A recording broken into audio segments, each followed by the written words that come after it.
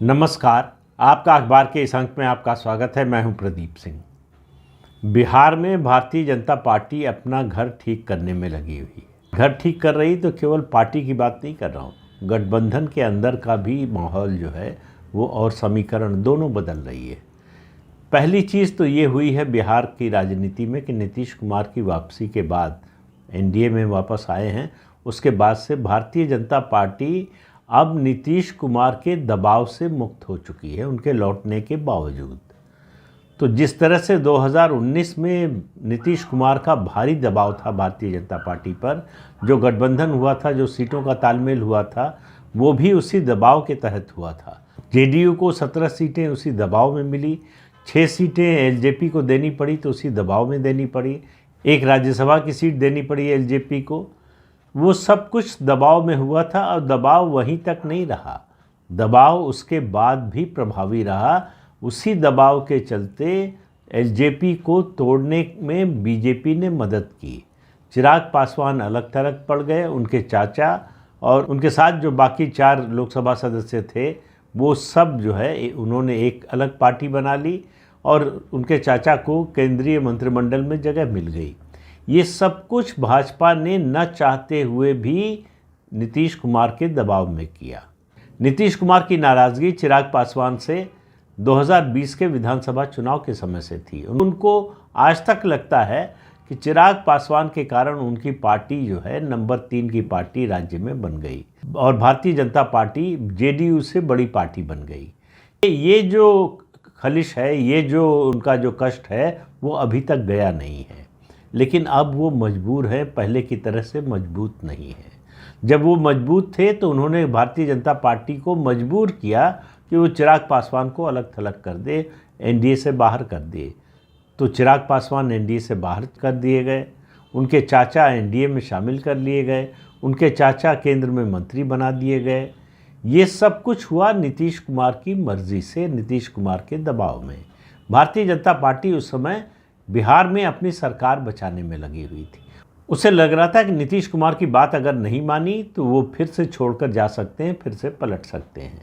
अगर नहीं भी जाएंगे तो सरकार की स्थिरता पर सवाल उठेगा और सरकार की स्थिरता खतरे में पड़ जाएगी तो भारतीय जनता पार्टी के लिए एक नया मोर्चा खुल जाएगा।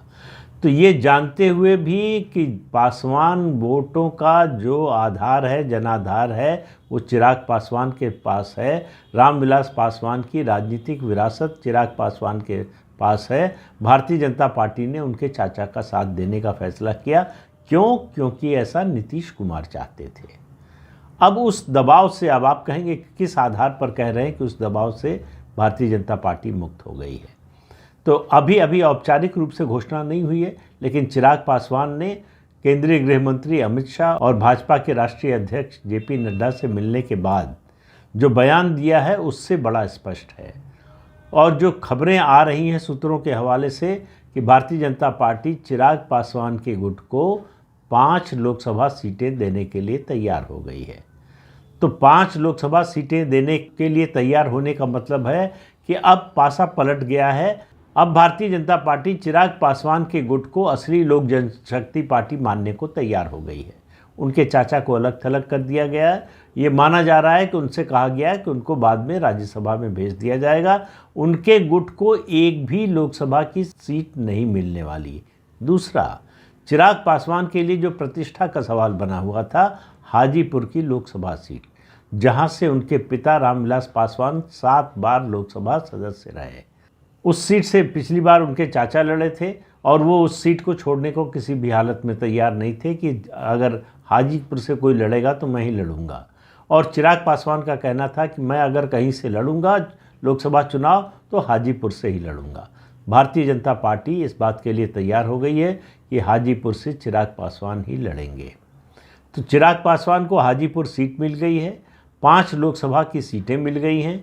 तो इससे एक बात तो बड़ी स्पष्ट है कि नीतीश कुमार, जिनको लग रहा था चिराग पासवान ने उनको अपमानित किया, धोखा दिया, उनकी सीटें कम कराईं, उनकी पार्टी को जो है नंबर 3 की पार्टी बनवा दिया और उनके खिलाफ 2020 के विधानसभा चुनाव में बगावत की, जगह जगह उनके उम्मीदवारों के खिलाफ अपने उम्मीदवार खड़े किए, उस सब का कोई असर भारतीय जनता पार्टी पर अब नहीं रह गया है। लेकिन बात जो है, मैं शायद पहले बता चुका हूँ, मुझे याद नहीं है कि आपको बताया है कि नहीं, कि असली वजह चिराग पासवान और नीतीश कुमार में ये जो मनमुटाव है, ये जो तल्खी है, उसका कारण क्या है? कारण है रामविलास पासवान के आखिरी दिनों का। रामविलास पासवान के आखिरी दिनों में जब वो बीमार थे, अस्पताल में थे, तो उनका जन्मदिन था, उस दिन वो अस्पताल में थे और उसके कुछ ही दिन बाद उनका निधन भी हो गया। सारे नेताओं के, जितने एनडीए के नेता हैं, एनडीए के बाहर के नेता भी, रामविलास पासवान के संबंध अलग अलग पार्टियों में सभी नेताओं से थे। सबने उनको जन्मदिन की बधाई दी और वो देर रात तक इंतज़ार करते रहे कि नीतीश कुमार का फ़ोन आएगा। भारतीय जनता पार्टी के कई नेताओं ने उनसे कहा भी कि आपको फ़ोन कर लेना चाहिए, लेकिन नीतीश कुमार ने फ़ोन नहीं किया। अपने पिता का वो आखिरी दर्द, वो आखिरी जो अपमान था, वो उसको भुला नहीं पाए, इसीलिए वो नीतीश कुमार के खिलाफ हो गए। इसीलिए नीतीश कुमार की पार्टी के खिलाफ चुनाव लड़े और तय किया कि नीतीश कुमार को मुख्यमंत्री पद से हटा कर रहूँगा। मुख्यमंत्री पद से तो नहीं हटा पाए, लेकिन उनका आभा मंडल जरूर उन्होंने चकनाचूर कर दिया। 2020 के विधानसभा चुनाव के बाद से नीतीश कुमार का आभा मंडल वैसा नहीं रह गया जैसा उससे पहले हुआ करता था। भारतीय जनता पार्टी पर दबाव भी कम हो गया। भारतीय जनता पार्टी ने हालांकि सरकार बचाने के लिए उनका दबाव उस समय मान लिया था और लोजपा में जो टूट है उसको एक तरह से उसमें मदद की थी और चिराग पासवान को अलग थलग तो कर दिया, लेकिन इसके बावजूद चिराग पासवान को भाजपा ने छोड़ा नहीं। क्यों? क्योंकि भाजपा मानती है कि चिराग पासवान वोटों की दृष्टि से देखें, अभी जो जातीय गणना हुई है उसके हिसाब से पासवान समाज की आबादी 6.3% यानी 6.3% है और ये वोट एक मुश्त पड़ता है और वो एक समय रामविलास पासवान के कहने से पड़ता था। अब उम्मीद की जा रही है कि वो चिराग पासवान के नाम पर पड़ेगा, उनके कहने पर पड़ेगा। चिराग पासवान पार्टी में टूट के बाद जिस तरह से सड़क पर उतरे और लोगों के बीच गए, उससे उन्हें अपना जनाधार बरकरार रखने में मदद मिली। तो चिराग पासवान ने जो कहा कि गठबंधन की बातचीत हो गई है, सीटों के तालमेल की भी बात हो गई है, उसके बाद जो सूत्रों के हवाले से खबर आई कि चिराग पासवान के गुट को 5 लोकसभा सीटें मिल रही है, 1 सीट जीतन राम मांझी को मिल रही है, उनका बेटा शायद लड़ेगा गया से, उसके अलावा 1 सीट उपेंद्र कुशवाहा को मिलेगी। तो 2 चीज़ें होने जा रही हैं। एक, जनता दल यूनाइटेड की सीट चाहे 1 सीट ही कम हो, लेकिन कम होने जा रही है। पिछली बार 2019 में नीतीश कुमार की जो ये जिद थी कि भाजपा से उनको 1 सीट ज़्यादा मिले या कम से कम बराबर मिले, एक भी सीट भाजपा से कम लेने को तैयार नहीं थे। ये जानते हुए भी कि 2019 का चुनाव प्रधानमंत्री नरेंद्र मोदी का चुनाव है, उन्हीं के नाम पर वोट मिलेगा, उन्हीं के नाम पर वोट पड़ेगा, और ऐसा हुआ भी। उनके जो सांसद 16 जीत कर आए, वो सब के सब प्रधानमंत्री नरेंद्र मोदी के नाम पर वोट मांग कर आए। इसके बावजूद नीतीश कुमार की जिद जो 17 सीटों की थी, वो मानना पड़ा बीजेपी को, क्योंकि बीजेपी उससे पहले 3 राज्यों में, मध्य प्रदेश, छत्तीसगढ़ और राजस्थान का विधानसभा चुनाव हार चुकी थी। वो दबाव में थी और वो एक नया मोर्चा नहीं खोलना चाहती थी, एक नया विवाद नहीं खड़ा करना चाहती थी। उसको लग रहा था कि अगर नीतीश कुमार ने नाराज़गी दिखाई और गठबंधन छोड़ने की धमकी दी तो उसके लिए 2019 का चुनाव बड़ा मुश्किल हो जाएगा, कम से कम बिहार में। इस स्थिति को भाजपा टालना चाहती थी, इसलिए नीतीश कुमार जितनी शर्तें लाते गए, भाजपा मानती गई। अब चिराग पासवान को सम्मानजनक स्थान देकर, उनकी इच्छा के अनुसार सीटें देकर और उनकी इच्छा के अनुसार सीट उनकी तय करके बीजेपी ने संदेश दिया है 2। एक दिया है, चिराग पासवान को आश्वस्त किया है कि तुम्हारे भविष्य की हमको चिंता है, राजनीतिक भविष्य की, और हमारे साथ रहोगे तो फ़ायदे में रहोगे, यानी कायदे में रहोगे तो फ़ायदे में रहोगे। ये चिराग पासवान को उनके धैर्य का पुरस्कार मिला है। भारतीय जनता पार्टी ने उनके साथ बहुत अच्छा नहीं किया, उनके चाचा को जिस तरह से तरजीह दी नीतीश कुमार के दबाव में, इसके बावजूद चिराग पासवान ने एक भी दिन प्रधानमंत्री या भारतीय जनता पार्टी के खिलाफ एक भी बयान नहीं दिया।